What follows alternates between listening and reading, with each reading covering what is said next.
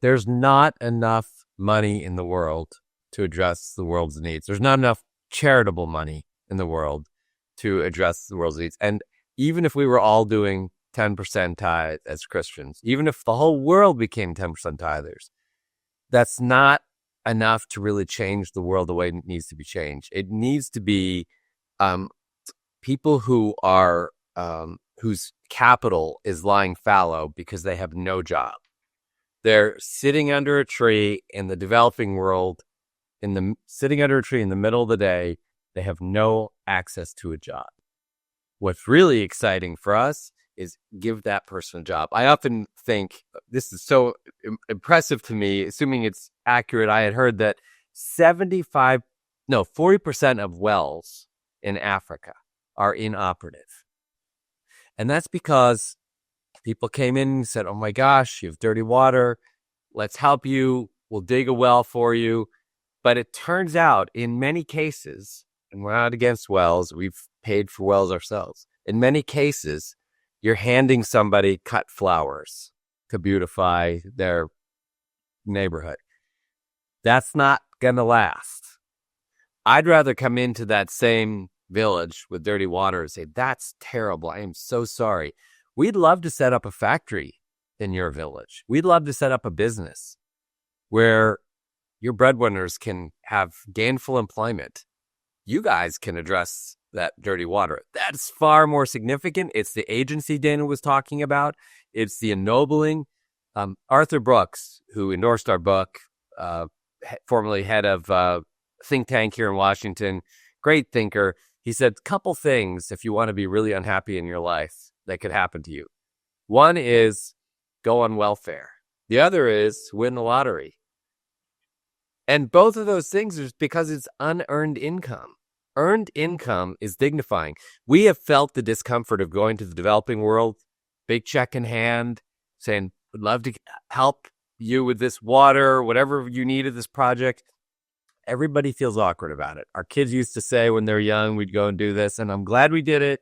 They needed to see poverty up close and personal, I think, to really change their perspective. But it was awkward because we were coming in. We may as well have been on white horses, And instead, now when we go to the developing world and we see businesses in which we've invested, we're partners. They're bringing their labor. They're bringing the idea. We're bringing capital. We are partners in that. We all agree on this. There's such a debilitating factor to poverty and to oppression. They tend to go hand in hand.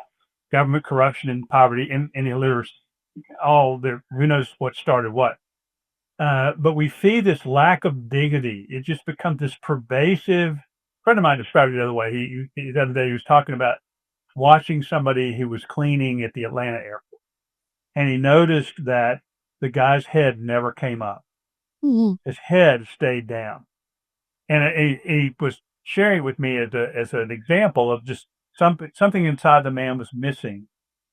He had a job. That's the good news, but he was not feeling the dignity that he was created to feel. As Christians, we're meant to be humble, but not head hangers. We're not meant to be bent over. And so I remember in my own experience in Kyrgyzstan, one of my early acquaintances there was the former CFO of the largest tractor factory in the Soviet Union. His name is Ivan, and would call me, it's not Ivan, for the listener, it's Ivan. And I told him, I said, Ivan, you're the CFO, and this huge factory is empty, but couldn't we restart it? Couldn't you mean because he knew it, he knew the operations of it, he had 4 or 5 managers, he knew it. Could we restart it? And his answer was, just a couple of years after the collapse of the Soviet system.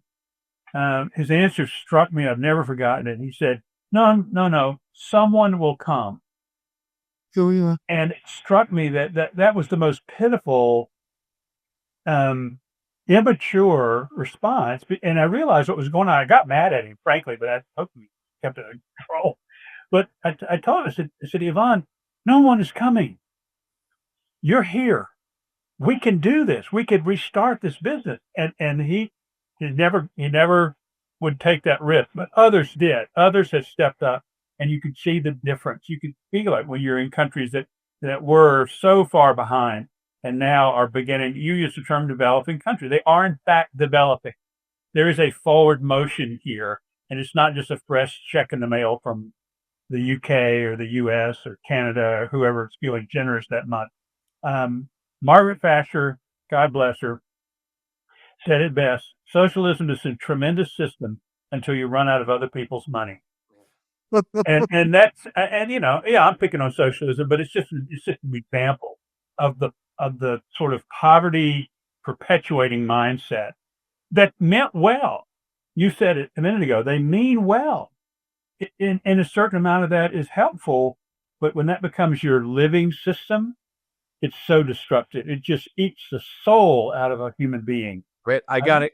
I got a Soviet joke. Good news and bad. And I used to live, by the way, in West Berlin. Like, my claim to fame was I was at the Brandenburg Gate for the famous speech when President Reagan said, "Mr. Gorbachev, tear down this wall." So anyway, but good news and bad news about Soviet Union. Good news, the price of eggs, only a dime a dozen. Bad news, no eggs. It's the profit motive that brings life. It is. It's the invisible hand that Adam Smith talked about. People call it greedy, but when you stop and think about it, it does work. And once you get over the sort of brainwashing we've all had, you start seeing it aligns with Scripture. So you're back to your aligning your money with your faith. That all of this aligns with faith.